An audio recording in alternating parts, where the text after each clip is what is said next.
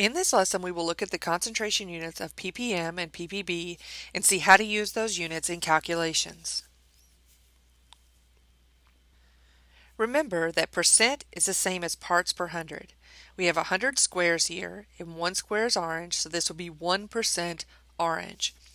If we think about percent as parts per hundred, it makes it easier to understand parts per million and parts per billion.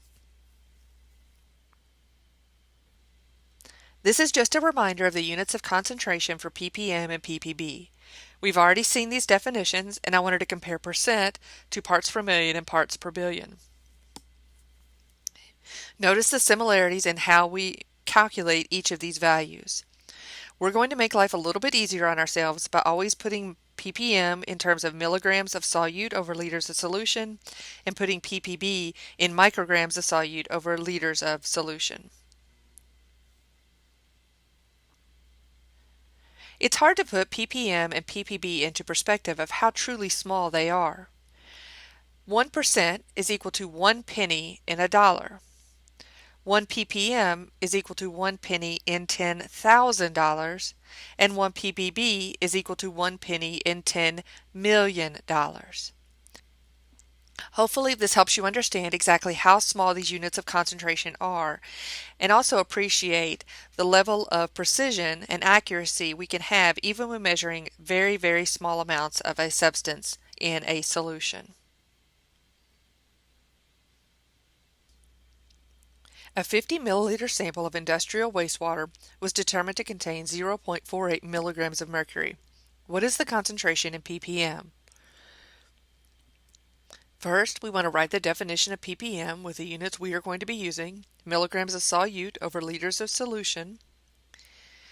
Then we can look at the problem and plug in the values we know.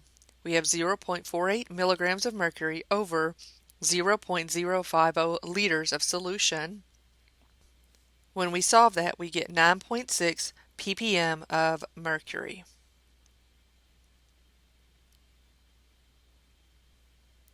A 2.4 liter sample of water contains 3.9 times 10 to the minus fifth grams of mercury. What is the concentration in units of ppb? First, we want to look at the definition of ppb, which is micrograms of solute over liters of solution.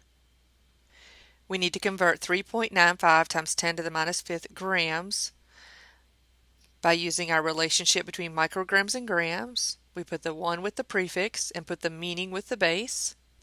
Grams will cancel and we get 39.5 micrograms of mercury. Now we can plug in the values to our equation, so 39.5 micrograms over 2.4 liters of solution, and we get 16 ppb of mercury.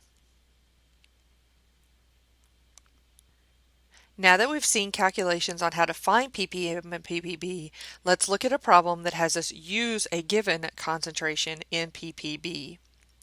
In 2015, the water at the home of a Flint resident contained 104 ppb of lead. What mass of lead was in a 4.5 liter sample?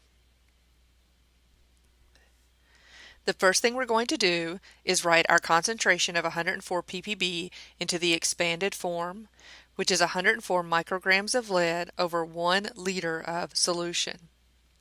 Once we have this in the expanded form, it's easy to see that this is a compound unit when we know we need to start our problem with a simple unit, which is 4.5 liters. 1 liter of solution has 104 micrograms of lead. Units of liters will cancel, and we're going to convert the micrograms to grams. So we have micrograms into grams, put the 1 with the prefix, put the meaning with the base. Micrograms cancel. We find that we have 4.74 times 10 to the minus fourth grams of lead.